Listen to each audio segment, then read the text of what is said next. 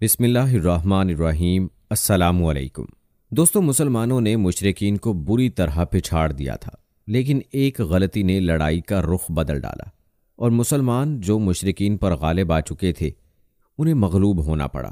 اور ایسے میں کسی نے جھوٹی خبر پھیلا دی کہ معاذ اللہ نبی کریم صلی اللہ علیہ وآلہ وسلم شہید ہو گئے ہیں، جس سے مسلمانوں میں بدحواسی پھیل گئی، جس کا مشرکین نے فائدہ اٹھایا اور مسلمانوں کو اس کا سخت نقصان ہوا۔ اس بدحواسی کے بعد مسلمانوں کو کیا نقصان اٹھانا پڑا اور اس میں نبی کریم صلی اللہ علیہ وآلہ وسلم کو کس کی پریشانی ہوئی، اور پھر صحابہ رضوان اللہ اجمعین نے آپ صلی اللہ علیہ وآلہ وسلم کی کس طریقے سے حفاظت فرمائی، کس طرح اپنی جانیں آپ صلی اللہ علیہ وآلہ وسلم پر نچھاور کیں، یہ ہم آپ کو آج کی اس ویڈیو میں بتائیں گے۔ دوستو، صحابہ کرام رضوان اللہ اجمعین کے نبی کریم صلی اللہ علیہ وآلہ وسلم پر جان نچھاور کرنے کے جذبے کے بارے میں جان کر آپ کا ایمان تازہ ہو جائے گا اور آپ کا خون گرما جائے گا، لہٰذا اپنے ویڈیو کو سکپ نہیں کرنا اور آخر تک ضرور دیکھنا ہے۔ پیارے دوستو، کہتے ہیں کہ جب کسی نے نبی کریم صلی اللہ علیہ وآلہ وسلم کے شہید ہونے کی غلط خبر پھیلائی اور صحابہ بدحواسی کا شکار ہوئے، تو ایسے میں کسی صحابی نے کہا، اب جب کہ حضرت صلی اللہ علیہ وآلہ وسلم شہید ہو چکے ہیں تو ہم لڑ کر کیا کریں گے؟ اس پر کچھ صحابہ کرام رضوان اللہ اجمعین نے کہا، اگر اللہ کے رسول صلی اللہ علیہ وآلہ وسلم شہید ہو گئے ہیں تو کیا تم اپنے نبی کے دین کے لیے نہیں لڑو گے تاکہ تم شہید کی حیثیت سے اپنے خدا کے سامنے حاضر ہوں؟ کہتے ہیں کہ حضرت ثابت بن وداح رضی اللہ تعالی عنہ نے پکار کر کہا، اے گروہ انصار، اگر محمد صلی اللہ علیہ وآلہ وسلم شہید ہو گئے ہیں تو اللہ تعالیٰ تو زندہ ہے، اسے تو موت نہیں آ سکتی، اپنے دین کے لیے لڑو، اللہ تعالیٰ فتح اور کامرانی عطا فرمائیں گے۔ یہ سنتے ہی انصار کے ایک گروہ نے مشرکوں کے اس دستے پر حملہ کر دیا، جس میں خالد بن ولید، اکرمہ بن ابو جہل، عمرو بن عاص اور زرار بن خطاب موجود تھے، اور یہ چاروں زبردست جنگجو تھے۔ انصار کے حملے کے جواب میں خالد بن ولید نے ان پر جوابی حملہ کیا۔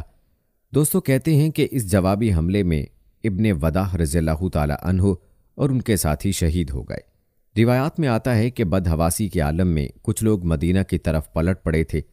ان کے راستے میں ایمن رضی اللہ تعالی عنہا آ گئیں۔ وہ بولیں، مسلمانوں، یہ کیا تم پیٹ پھیر کر جا رہے ہو؟ اس پر وہ پلٹ پڑے اور مشرکوں پر حملہ آور ہوئے۔ کہتے ہیں کہ دوسری طرف مسلمانوں کے تتر بتر ہو جانے کی وجہ سے مشرکوں کے ایک گروہ نے نبی کریم صلی اللہ علیہ وآلہ وسلم پر حملہ کر دیا۔ آپ صلی اللہ علیہ وآلہ وسلم اس سخت وقت میں بھی ثابت قدم رہے اور اپنی جگہ پر جمے رہے۔ اس عالم میں آپ صلی اللہ علیہ وآلہ وسلم اپنے صحابہ رضوان اللہ اجمعین سے فرما رہے تھے، اے فلاں میری طرف آؤ، اے فلاں میری طرف آؤ، میں اللہ کا رسول ہوں۔ ہر طرف سے آپ صلی اللہ علیہ وآلہ وسلم پر تیروں کی بوچھاڑ ہو رہی تھی۔ اس حالت میں ان تیروں سے اللہ تعالیٰ نے آپ صلی اللہ علیہ وآلہ وسلم کی حفاظت فرمائی۔ اس نازک وقت میں صحابہ کرام رضوان اللہ اجمعین کی ایک جماعت آپ صلی اللہ علیہ وآلہ وسلم کے گرد جمع رہی۔ یہ جماعت مشرکوں کے مسلسل حملوں کو روک رہی تھی، خود کو پروانوں کی طرح نبی کریم صلی اللہ علیہ وآلہ وسلم پر قربان کر رہی تھی۔ ان میں حضرت ابو طلحہ رضی اللہ تعالی عنہ بھی تھے۔ وہ دشمن کے وار اپنی ڈھال پر روک رہے تھے۔ وہ بہت اچھے تیر انداز تھے، نشانہ بہت پختہ تھا، چنانچہ دشمنوں پر مسلسل تیر بھی چلائے جاتے تھے اور کہتے جاتے تھے، میری جان آپ پر فدا ہو جائے، میرا چہرہ آپ کے لیے ڈھال بن جائے۔ دوستو، اسے بولتے ہیں حقیقی محبت، جو صحابہ نے اپنے آقا صلی اللہ علیہ وآلہ وسلم کے ساتھ فرمائی۔ اللہ تعالی ہمیں بھی آپ صلی اللہ علیہ وآلہ وسلم کے ساتھ ایسی ہی محبت نصیب فرمائے، آمین۔ روایات میں آتا ہے کہ نبی کریم صلی اللہ علیہ وآلہ وسلم کو کسی مسلمان کے ترکش میں تیر نظر آتے تو اس سے فرماتے، اپنا ترکش ابو طلحہ کے سامنے الٹ دو۔ حضرت ابو طلحہ رضی اللہ تعالی عنہ نے اس روز اس قدر تیر اندازی کی کہ ان کے ہاتھ سے 3 کمانیں ٹوٹ گئیں۔ اللہ اکبر۔ حضور اکرم صلی اللہ علیہ وآلہ وسلم کو دشمن کو دیکھنے کے لیے سر اوپر کرتے تو حضرت ابو طلحہ رضی اللہ تعالی عنہ پکار اٹھتے، اے اللہ کے رسول صلی اللہ علیہ وآلہ وسلم، آپ اپنا سر اوپر نہ کریں، کہیں کوئی تیر آپ کو نہ لگ جائے۔ پھر خود پنجوں کے بل حضور اکرم صلی اللہ علیہ وآلہ وسلم کے بالکل سامنے آ جاتے تاکہ حضور اکرم صلی اللہ علیہ وآلہ وسلم محفوظ رہیں، کوئی تیر لگے تو مجھ کو لگے۔ روایات میں آتا ہے کہ اس دوران نبی کریم صلی اللہ علیہ وآلہ وسلم کے پاس جو کمان تھی اس کا نام کتوم تھا۔ کمان کا ایک سرا ٹوٹ گیا اور دست مبارک میں کمان کی بالشت بھر ڈوری رہ گئی تھی۔ حضرت عکاشہ ابن محصن رضی اللہ تعالی عنہ نے کمان کی ڈوری باندھنے کے لیے وہ حضور اکرم صلی اللہ علیہ وآلہ وسلم سے لے لی، مگر ڈوری تو چھوٹی ہو چکی تھی۔ اس پر انہوں نے عرض کیا، اللہ کے رسول صلی اللہ علیہ وآلہ وسلم، ڈوری چھوٹی ہو گئی ہے اس لیے بند نہیں سکتی۔ اس پر حضور اکرم صلی اللہ علیہ وآلہ وسلم نے ارشاد فرمایا، اس کو کھینچو، پوری ہو جائے گی۔ عکاشہ رضی اللہ تعالی عنہ کہتے ہیں، اللہ کی قسم، میں نے اس ڈوری کو کھینچا تو وہ کھینچ کر اتنی لمبی ہو گئی کہ وہ کمان کی دونوں سروں پر پوری آ گئی۔ میں نے ایک سرے پر 2-3 بل بھی دے دیے اور پھر اس پر گرہ لگا دی۔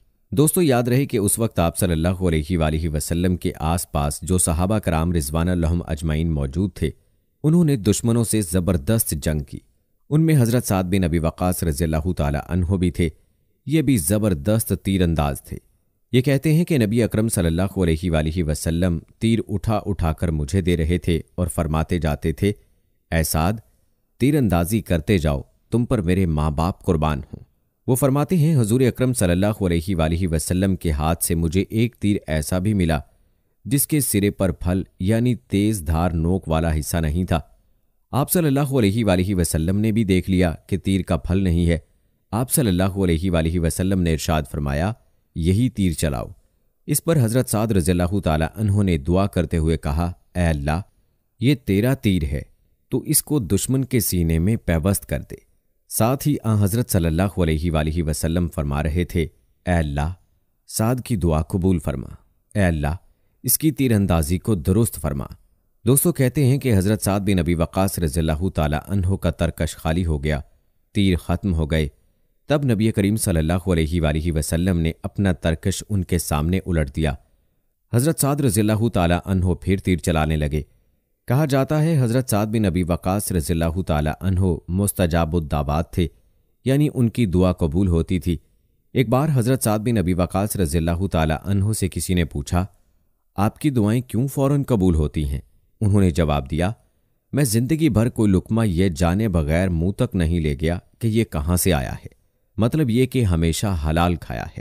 اس بارے میں حضور نبی کریم صلی اللہ علیہ وآلہ وسلم کا فرمان ہے، قسم اس ذات کی جس کے قبضے میں میری جان ہے، جب بھی کوئی بندہ حرام لقمہ اپنے پیٹ میں ڈالتا ہے تو 40 دن تک اس کی کوئی دعا قبول نہیں ہوتی۔ اور اس سلسلے میں ایک حدیث کے الفاظ یہ ہیں، جس کا کمانا حرام ہو، جس کا پینا حرام ہو اور جس کا لباس حرام ہو، اس کی دعائیں کیسے قبول ہو سکتی ہیں؟ روایت کیا جاتا ہے کہ اس روز حضرت سعد رضی اللہ تعالی عنہ نے 1000 تیر چلائے اور ہر تیر پر حضرت صلی اللہ علیہ وآلہ وسلم نے ان سے فرمایا، تیر اندازی کرو، تم پر میرے ماں باپ قربان ہوں۔ پیارے دوستو، حضرت علی رضی اللہ تعالی عنہ فرماتے ہیں، میں نے نبی کریم صلی اللہ علیہ وآلہ وسلم سے یہ جملہ حضرت سعد رضی اللہ تعالی عنہ کے علاوہ کسی اور کے لیے کہتے ہوئے نہیں سنا کہ میرے ماں باپ تم پر قربان ہوں۔ حضرت سعد رضی اللہ تعالی عنہ رشتے میں حضور اکرم صلی اللہ علیہ وآلہ وسلم کے ماموں لگتے تھے، اس لیے ان کے بارے میں حضور اکرم صلی اللہ علیہ وآلہ وسلم یہ بھی فرمایا کرتے تھے، یہ سعد میرے ماموں ہیں، کوئی مجھے ایسا ماموں تو دکھائے۔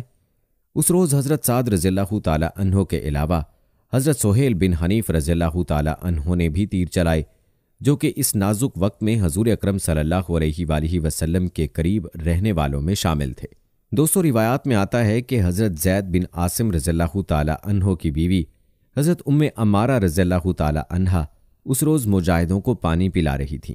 جب جنگ کا پانسا پلٹا، مسلمانوں کی فتح شکست میں بدلی، تو یہ اس وقت بھی زخمیوں کو پانی پلا رہی تھیں۔ یاد رہے کہ حضرت عمارہ رضی اللہ تعالی عنہا کا اصل نام نوسیبہ تھا۔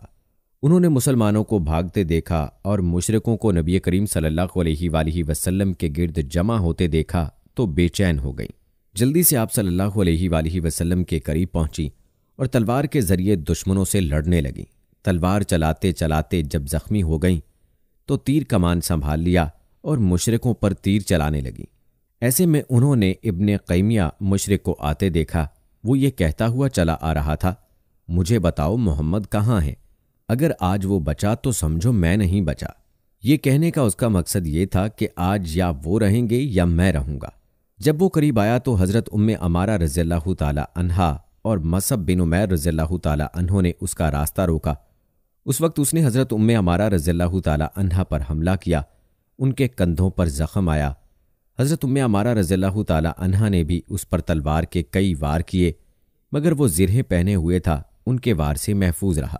ان کی کوششوں کو دیکھ کر حضور نبی کریم صلی اللہ علیہ وآلہ وسلم نے ارشاد فرمایا، اللہ تمہارے گھرانے میں برکت عطا فرمائے۔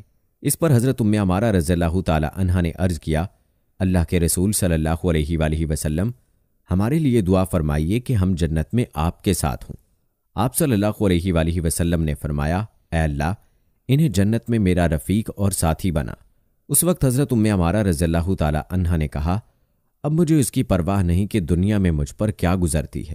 نبی اکرم صلی اللہ علیہ وآلہ وسلم فرماتے ہیں، احد کے دن میں دائیں بائیں جدھر بھی دیکھتا تھا عمارہ کو دیکھتا تھا کہ میرے بچاؤ اور میری حفاظت کے لیے جان کی بازی لگا کر دشمنوں سے لڑ رہی تھی۔ دوستو، روایات میں آتا ہے کہ غزوہ احد میں حضرت عمارہ رضی اللہ تعالی عنہا کو 12 زخم آئے، ان میں نیزوں کے بھی زخم تھے اور تلواروں کے بھی۔ اس روز حضرت ابو دجانہ رضی اللہ تعالی عنہ نے بھی اپنے جسم کو نبی اکرم صلی اللہ علیہ وآلہ وسلم کے لیے ڈھال بنا لیا تھا، جو تیر آتا وہ اس کو اپنی کمر پر روکتے، یعنی انہوں نے اپنا منہ حضور نبی کریم صلی اللہ علیہ وآلہ وسلم کی طرف کر رکھا تھا۔ اس طرح وہ تمام تیر اپنی کمر پر لے رہے تھے تاکہ آپ صلی اللہ علیہ وآلہ وسلم محفوظ رہیں۔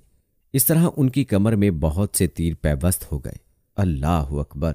کیا جذبہ تھا صحابہ کا اور صحابیات کا کہ ہر دم ہر صورت نبی کریم صلی اللہ علیہ وآلہ وسلم پر جان نچھاور کرنے کے لیے تیار رہتے تھے۔ اسی طرح حضرت زیاد بن عمارہ رضی اللہ تعالی عنہ بھی آپ کی حفاظت میں مردانہ وار زخم کھا رہے تھے، یہاں تک کہ زخموں سے چور ہو کر گر پڑے۔ آپ صلی اللہ علیہ وآلہ وسلم نے ارشاد فرمایا، انہیں میرے قریب لاؤ۔ ان کی خوش قسمتی دیکھیے کہ انہیں آپ صلی اللہ علیہ وآلہ وسلم کے قریب لایا گیا۔ جب انہیں زمین پر لٹایا گیا تو انہوں نے اپنا منہ اور رخسار حضور صلی اللہ علیہ وآلہ وسلم کے قدموں پر رکھ دیا اور اسی حالت میں جان دیتی۔ کس قدر مبارک موت تھی ان کی۔ اسی طرح حضرت مصعب بن عمیر رضی اللہ تعالی عنہ حضور صلی اللہ علیہ وآلہ وسلم کو بچاتے ہوئے ابن قیمیہ کے ہاتھوں شہید ہوئے۔ دراصل ابن قیمیہ حضرت مصعب بن عمیر رضی اللہ تعالی عنہ کو حضور صلی اللہ علیہ وآلہ وسلم سمجھ رہا تھا، اس لیے کہ ان کی شکل حضور اکرم صلی اللہ علیہ وآلہ وسلم سے ملتی جلتی تھی۔ چنانچہ جب اس نے شہید کیا تو قریش کے سرداروں کو جا کر اطلاع دی کہ اس نے رسول اللہ صلی اللہ علیہ وآلہ وسلم کو شہید کر دیا ہے، معاذ اللہ، حالانکہ اس نے حضرت مصعب بن عمیر رضی اللہ تعالی عنہ کو شہید کیا تھا۔ قربان جائیں صحابہ اور صحابیات کے ان فداکاریوں پر کہ نبی صلی اللہ علیہ وآلہ وسلم کی حفاظت کے لیے اپنی جانیں نچھاور کر دی۔ اللہ تعالیٰ ان صحابہ اور صحابیات کی قبور کو منور فرمائے اور ان کے درجات بلند فرمائے، آمین۔ دوستو، غزوہ احد کا تذکرہ ابھی ختم نہیں ہوا، اس لیے آئندہ ویڈیوز بھی ضرور ملاحظہ کیجیے گا۔ یہ تھی ہماری آج کی ویڈیو۔ اس ویڈیو کو آپ نے اپنے دوستوں کے ساتھ اور اپنے پیاروں کے ساتھ بھی ضرور شیئر کرنا ہے۔ اللہ تعالیٰ آپ کو اپنی حفظ و امان میں رکھے، آمین۔